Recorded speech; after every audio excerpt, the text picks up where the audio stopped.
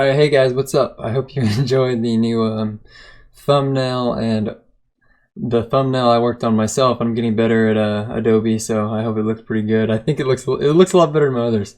Took a little while, but hopefully I get better at it and it goes quicker. And I really hope you like the new intro that Sabal worked on for me. I think it's really cool. I like how it involves the same thing he made. This right here that he made for me, it looks really cool in my opinion.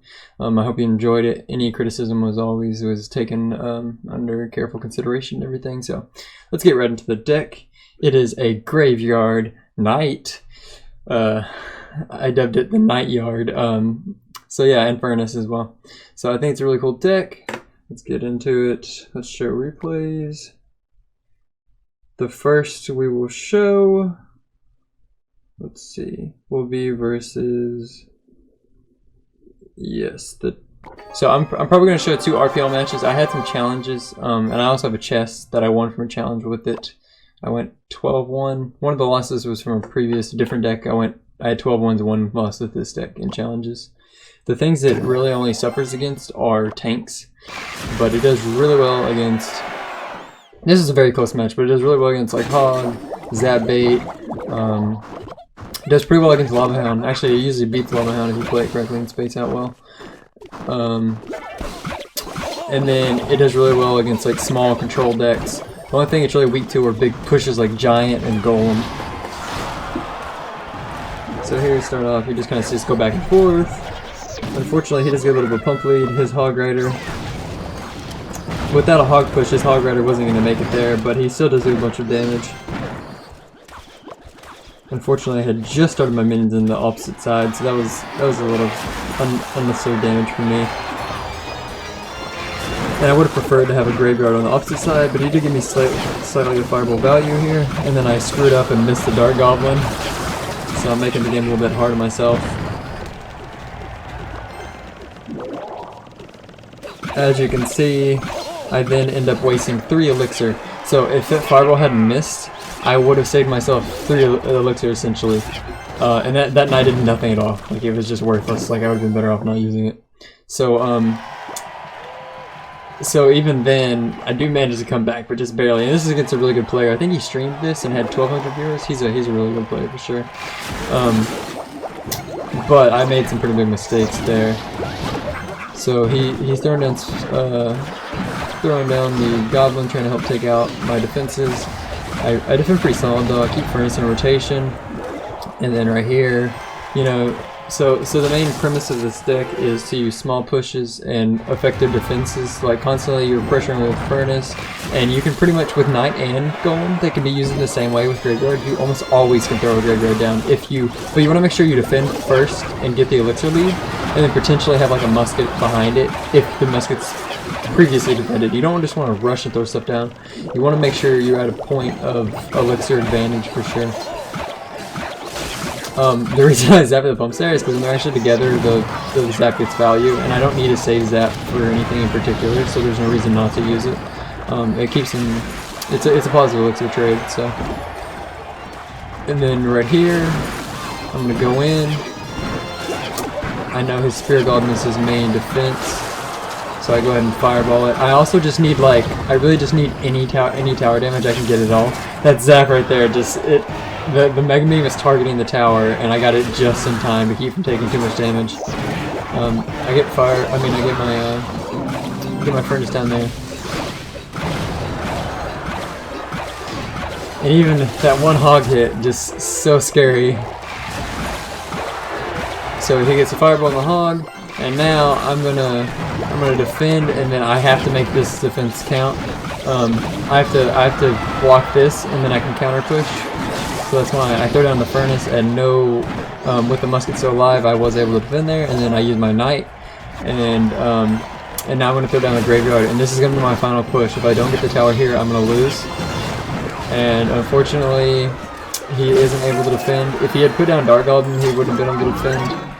So I think he actually said, I don't think he meant a fireball, I mean, he meant a Hog, but I honestly think my push would have been faster than his. Because I think he said something about it on stream, but I think I would have been good either way. I think I had Furnace to throw it another at the end. But either way, that was a really good game, and other than those two big mistakes, I played it pretty well. Yeah, so next up will be an Expo deck. And then, so I don't have the replay today, because unfortunately I lost it through all my like competitive matches. The replay was lost. So you want to make sure that when you're playing against Expo, once you figure out they have an Expo, I really don't place the furnace preemptively, because if they're smart, they'll go to the opposite lane and they can get around it. So what you should do is you should start musket off from the, well, so when he plays Ice Golem, when he plays Lava Hound at the back, you should rush the opposite side with Ice Golem Graveyard, and then, this is against Lava Hound once again, Lava Hound Loon. And then once the Graveyard gets to your tower, once his Loon gets to your tower, that's when you throw down Musket, and then you Furnace like at a kind of close, but you know, like where you can pull Balloon as well. And then if he plays Balloon, you play minions on top of it, and that's like a perfect defense. It works 100% because I played this deck on ladder versus Trainer Nick, who's probably like one of the best Lava Hound players in the world, and I've beaten him, and well, I think I didn't beat him, but we drew, and he had like 400 HP on his tower, and I had like 2,000. So in challenges, no, I would have definitely won the match. And he defended like, he plays that deck like so good. So that's how you defend against it. And here you'll see me play against a Expo. And this deck is actually really good against Siege as well. Like, it has a bunch of really good matchups because you have Knight and Ice Golem. So you have two things that are really big at distracting the Expo. And you'll see me here, I was able to talk because, you know, at the beginning of this match. So I got a fireball value there as well. Not much happened. I didn't have the best hands early on. But, so now he throws down Pump. This will be my opportunity. And I wait until, something you can do as well when you have a tank. Wait until the tank goes across a bridge as Fire Spirits are coming behind it. Because those Fire Spirits will help out a little bit. They didn't in this situation, but usually they do. And so, about a fourth of his tower's HP, a little bit more, which is nothing to scoff at. Definitely positive damage. Very good trade for me there. I'm going to be slightly behind in Elixir because of his Pump. But that's to be expected. And now that he's got the second Pump, he's going to put it in the back there. That cues you to use your... so I actually put on Musket here too. And unfortunately, he thought I was going to push the opposite side, which actually helped me out a lot. So what I did here is I graveyarded, and then I knew he was going to target the... So I was kind of deceptive there. Like, I really like my play there. So I continued with my push. I got some of his Pump and some of his tower's HP. So that's pretty good for me elixir-wise. And then I fireballed to kill the Musket, and then immediately placed down Knight after his Expo finished off. So his Expo never locked on my tower, and once again here, my fireball could have hit Ice Golem too, so it was a little bit off. But fireball value there, and I'm doing pretty well. Even though I wasn't able to punish Elixir Collectors perfectly early on, I'm still only slightly behind Elixir, which is okay. And then this fireball, and then I'm defending the Expo so well. It hasn't locked on the tower once. And right here, you throw down the Ice Golem for the tank, and I put the Musket behind it. And you always want to keep your Furnace up. Okay, so the one exception to that rule is, like I said, the Lava Hound, you want to save your defense to retarget. But in most situations, you just want to always keep the Furnace up, because it's like the most annoying thing to play against, and it helps you so much. Fireball value here, Knight to distract. And then, and the good thing is, you have two tanks, so you can always go in with Graveyard, even though if you use one of the other ones to defend. Because that's a problem with some of the other ones, like you'll use Ice Golem to defend, but then you'll have it to tank. Now, if you use Knight or Ice Golem, you have the opposite one. So, Musketeer got really good value there, locked on. I probably actually should have Fireball Zap there to get rid of the Musket so my Skeleton got more damage, but I played it safe, which is fine. I maintained Elixir lead. So I'm going to throw down Furnace once again. I know he's about to come out with that Expo. The Fire Spirit got really good damage. I know that when the Ice... I actually think I should have zapped there because Ice Golem exploded, so Zap would have killed the minions. I didn't need the Fireball. That was a bit of an overcommitment, but it does do a bunch of damage to the Expo as well. So... those Fire Spirits were MVPs. They took his out before the load time was done. So my Musket survived and got a bunch of shots off. And from here, you're pretty much just seeing me go through Graveyard on the tower. Yeah, and that's game. But he really got no Exo damage, like very little. Maybe not at all. This deck is just so good against Expo. It works really well, even though he got Elixir advantage. That match sucked. I got countered. He played that RPO match. We still won. But I won my first match. Giant versus Barba Tough Life. Okay, so... Oh, and here's the Grand Challenge chest I won playing this deck earlier. So I'll just quickly open that. Ooh, 26 Dark Goblins? Not bad. Dark Goblin video next, I promise. And then 9 Golems, okay. So, here will be the one live battle.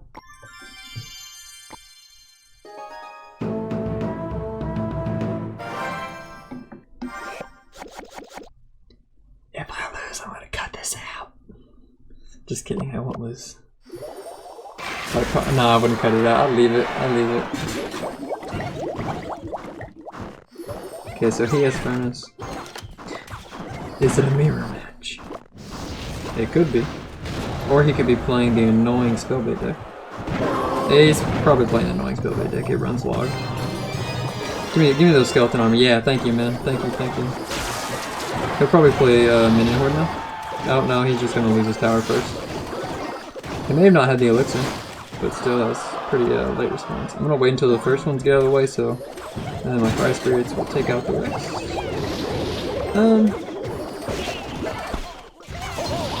Yeah, not bad damage. And like I said, this even if that guy hadn't misplayed, this deck is very good against Spellbait. I definitely like it.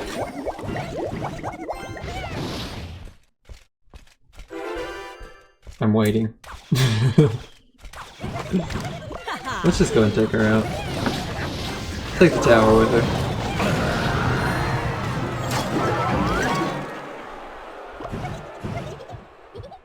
Well, this is an exciting game. I'll play one more after this, actually. One more live battle.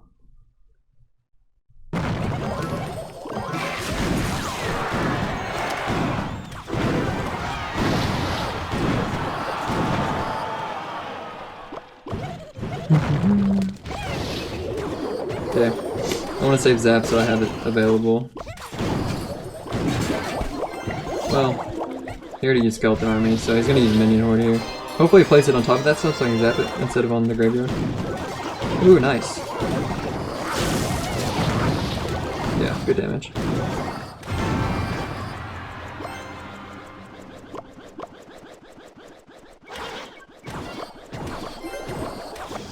I maybe should just... Well, nah, I mean, that's fine.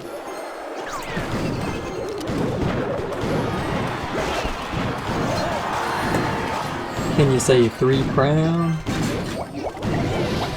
I believe.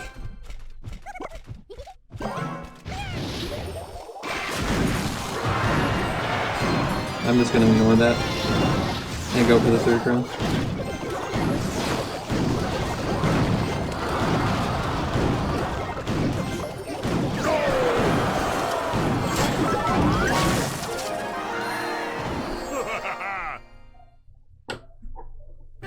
I think he's tilted. Alright, we'll do one more.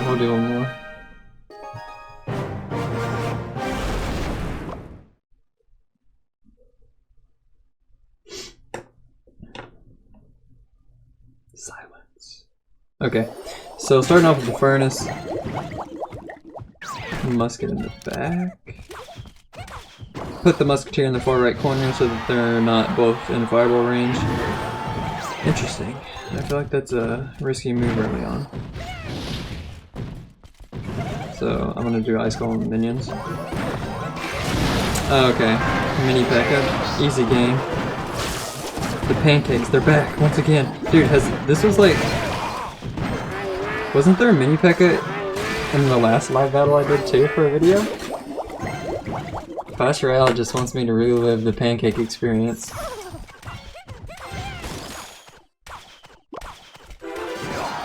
We shall haunt you forever.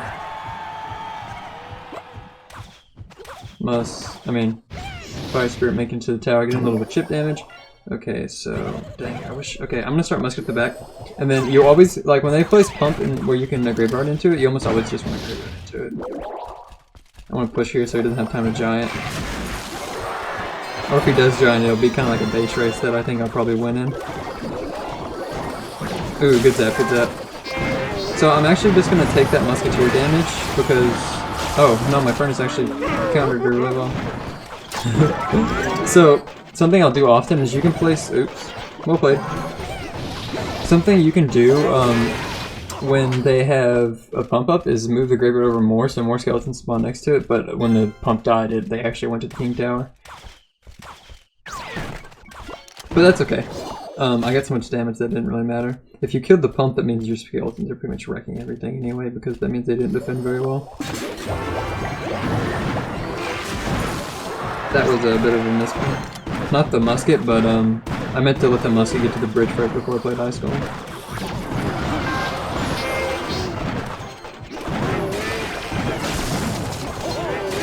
Aww, man, whoops.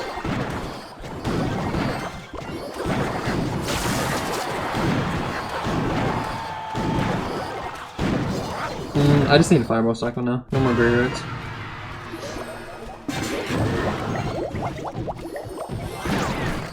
Fireball value. Ice Golem will explode, kill the musketeer. I'll zap him if I have to. Okay, don't. Actually, is Min Pick a girl? I know the Big Pick is a girl. Oh well, whatever. Actually, since I had to use fireball to defend, I'll oh, he doesn't have all that either now. Go ahead and preemptively fireball.